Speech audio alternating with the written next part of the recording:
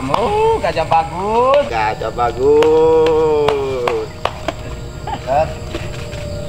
Angkat tinggi, tinggi sekali, tinggi. Ayo Tony, tinggi, tinggi sekali, tinggi. Gajah bagus. Tony merupakan anak pertama untuk saya.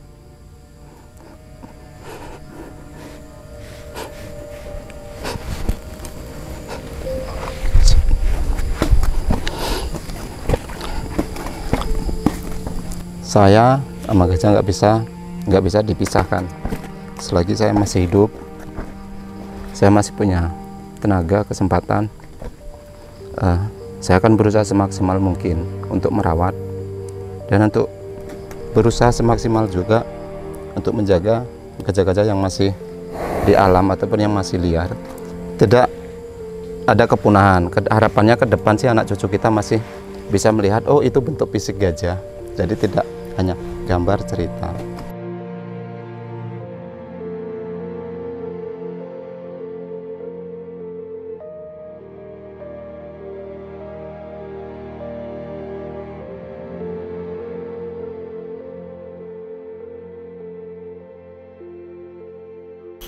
Kadang apa ya, kalau menurut saya kesenangan itu nggak bisa diucapkan, tapi ada kedamaian, ada ketentraman. Kalau saya lebih senang kadang aku ngambil gajah belum terlalu sore, itu aku lepas, aku lihat dia makan angon, itu aku senang. Jadi lihat dia senang makan tuh ada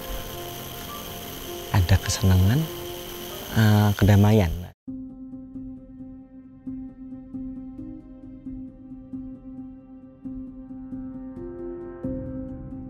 Taman Nasional Waikambas tidak mempunyai buffer hutan yang lain. Langsung berhadapan dengan pemukiman masyarakat, ada 38 desa. Kemudian yang di wilayah timur itu juga ada garis pantai sekitar 70-an kilo itu juga terbuka, berbatasan dengan Laut Jawa. Itu yang pertama. Kemudian di sisi yang lain, kalau kita bicara terkait satwa liar yang ada di Taman Nasional Waikambas, secara umum ada 3 mamalia besar ya, badak Sumatera, gajah Sumatera, dan harimau Sumatera. Kalau kita bicara gajah Sumatera, nah ini yang menjadi agak menarik dan lebih menantang. Kenapa begitu? Kita tahu sendiri bahwa gajah itu sebagai mamalia yang paling besar ada di Indonesia, memerlukan pakan ke setiap harinya itu lumayan banyak, sehingga secara alami pergerakannya pun akan lebih luas dibandingkan mamalia yang lain. Nah, sementara kalau bicara dengan kondisi Taman Nasional Waikambas yang pernah ada hutan produksi juga, berarti di dalamnya juga ada populasi gajah liar, itu sudah tidak terlalu ideal. Kemudian pada waktu itu juga ada kebijakan beberapa gajah yang populasinya di luar kawasan hutan di seluruh Pulau Sumatera kan dipaksa digiring untuk disatukan ke beberapa hutan konservasi yang terdekat. Di antaranya adalah Waikambas juga. Berarti kan ada nambah populasi lagi. Kemudian di sisi yang lain ada juga populasi gajah yang dari proses penggiringan tersebut tidak bisa masuk, kemudian terpisah dan akhirnya ditangkap, dibuat dalam beberapa kantong PLG. Di antaranya Waikambas juga ada tambahan populasi gajah di PLG yang akhirnya dilatih menjadi gajah jinak.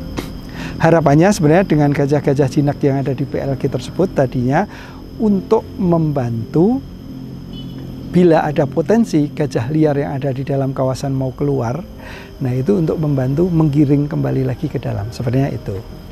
Nah, alhamdulillah dari beberapa perkembangan, populasi gajah yang tadinya numpuk di PLG tersebut sempat dibuat beberapa camp ERU, Elephant Response Unit. Jadi ada beberapa individu gajah bersama mahutnya yang sampai saat ini ada 4 camp ERU, itu di seksi 2 dan seksi 3. Pak Dirjen pernah menyarankan untuk nambah 2 lagi di seksi 1. Lokasi-lokasi camp ERU tersebut tidak sembarangan ditempatkan tentunya. Itu berdasarkan identifikasi adanya potensi-potensi gajah yang memang sempat keluar dan menjadi konflik dengan pemukiman masyarakat. Kita paham ketika mencermati tadi, introspeksi bahwa kita mengelola Taman Nasional Waikambas itu adalah tidak dalam kondisi ideal dari berbagai sudut. Nah, sementara ada banyak juga peluang melakukan memperkecil gap dalam pengelolaan Taman Nasional yang menjadi tantangan tadi. Mau tidak mau kita harus mengoptimalkan sumber daya yang lain yang ada, di antaranya para mitra, kemudian juga ada potensi-potensi sumber donor tadi. Nah, itu yang harus kita coba lakukan. Namun untuk kedepannya kita harus secara ngobrol bersama, memetakan tadi si A mau melakukan apa, si B mau melakukan apa, dan semuanya harus sinergi agar tidak satu persatu dan akhirnya nanti energi habis tetapi tidak menyelesaikan masalah. Nah, alhamdulillah beberapa hari yang lalu kami sudah melakukan rembuk resort, dan kedepannya kita akan melakukan juga semacam analisis beberapa tantangan yang harus dihadapi dan beberapa peluang dan potensi yang ada baik secara internal maupun juga rekan-rekan mitra. Ada harapannya dengan adanya komunikasi dan optimalisasi tadi itu bisa ada sinergi untuk mempercepat menyelesaikan permasalahan yang ada. Ya, secara umum di sini kita sekarang di salah satu ERU di antara 4 ERU, ini namanya ERU Margahayu. Di sini ada 6 ekor yang gajah jinak yang dipakai untuk patroli kawasan dan untuk giring gajah liar untuk hindari konflik di perbatasan kawasan. Secara umum kondisi kesehatan gajah di sini cukup bagus. Ya, kami dari KHS kerjasama dengan Taman Nasional untuk program ini, termasuk juga untuk kesehatan gajah. Berartinya gajah ini secara reguler dapat diperiksa dari saya juga dari Dr. Esti, Dokter Hewan Taman Nasional Waikambas. Dan dengan kondisi pemakaian gajah seperti di sini untuk patroli, dia cukup sering beraktivitas di dalam kawasan, sehingga dia selain makanan diberikan dari kawan-kawan maut, juga dapat akses ke makanan alami secara langsung. Dan itu salah satu sumber pakan yang sebenarnya yang paling bagus. Selain itu memang juga ada supply ada dari dua sumber, ada dari Taman Nasional sendiri, dan juga ada sedikit tambahan suplementasi dari kami dari KHS, yang itu terdiri ada jagung, ada rumput, ada tebu, ada buah-buahan, ada sayur, ada suplemen khusus yang beberapa kali di minggu dimasaknya. Ya, itu sangat penting karena kesehatan gajah jinak itu paling utama tergantung dari prestasi masing-masing maut. Ya.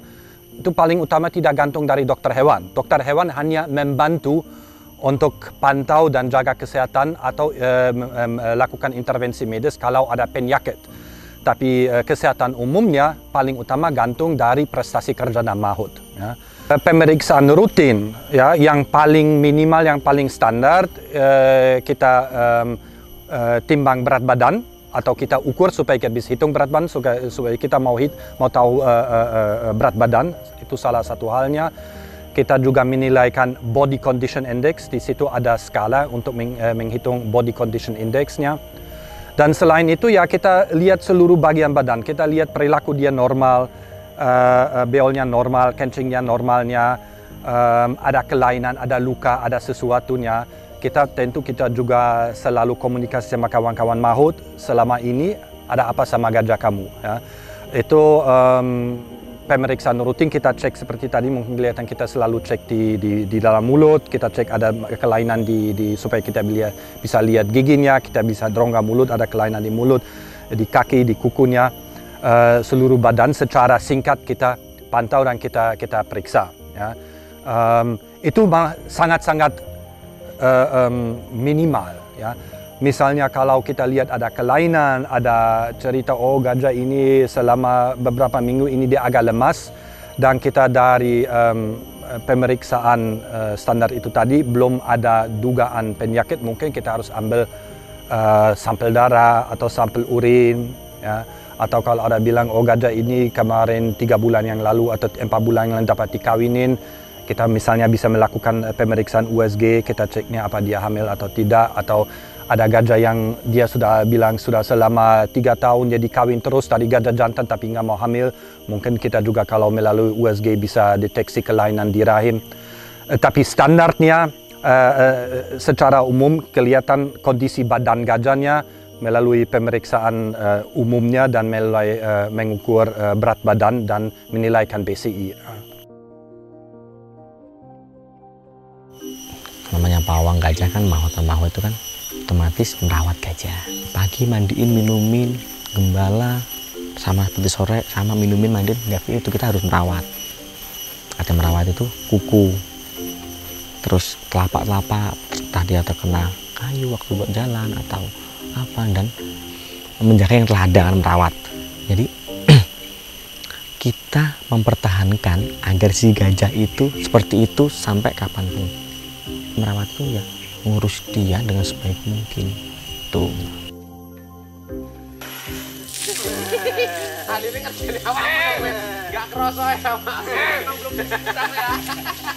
Mahut, bekerjalah dari hati yang ikhlas, tulus.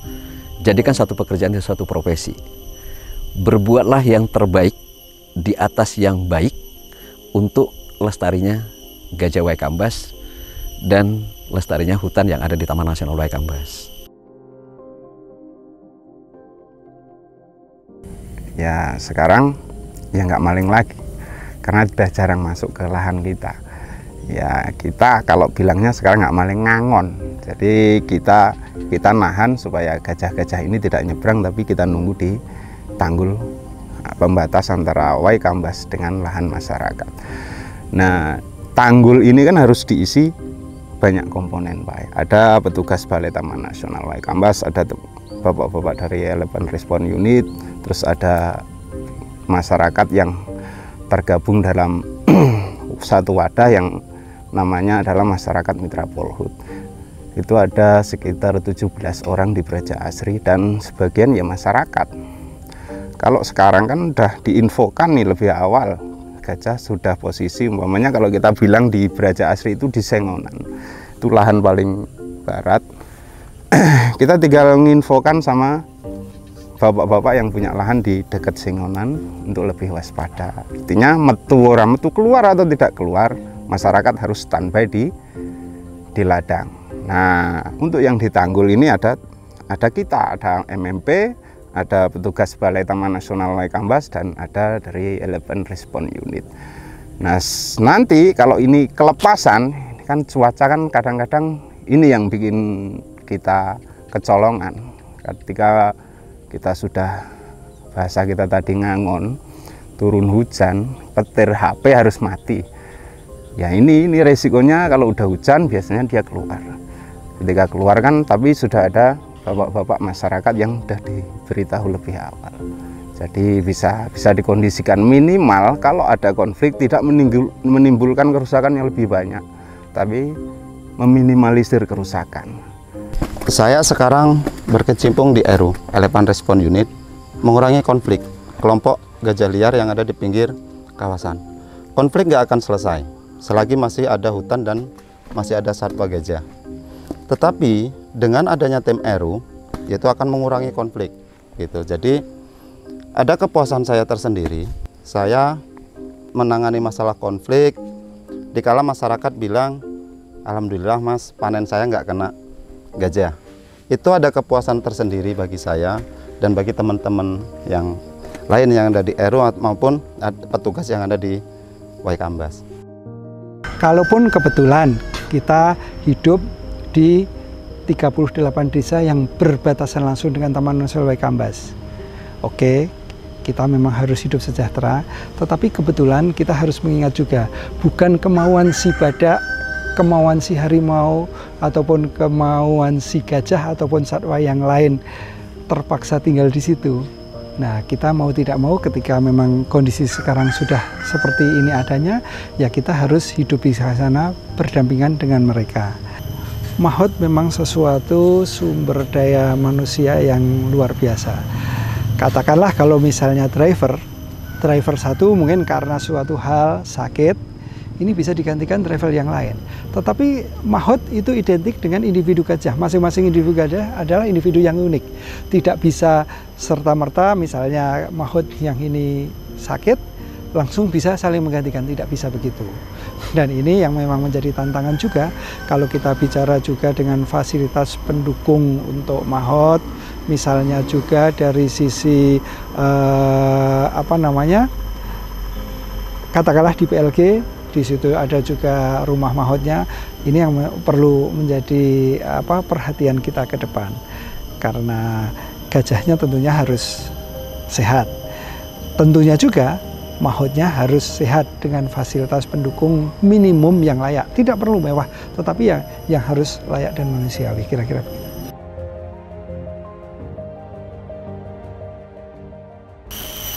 Kalau gajah dibunuh, berpikirlah dengan kelangsungan dia. Semua itu gajah diciptakan tuh ada maksud dan tujuan untuk merawat hutan pasti. Memang berat bagi kami sebagai mahot ataupun sebagai petugas Taman Nasional Waikambas. Mungkin hanya mimpi. Apakah mungkin gajah itu akan bertahan sampai 100 ataupun 500 tahun kan? Kita akan berusaha semaksimal mungkin, harapannya sih itu.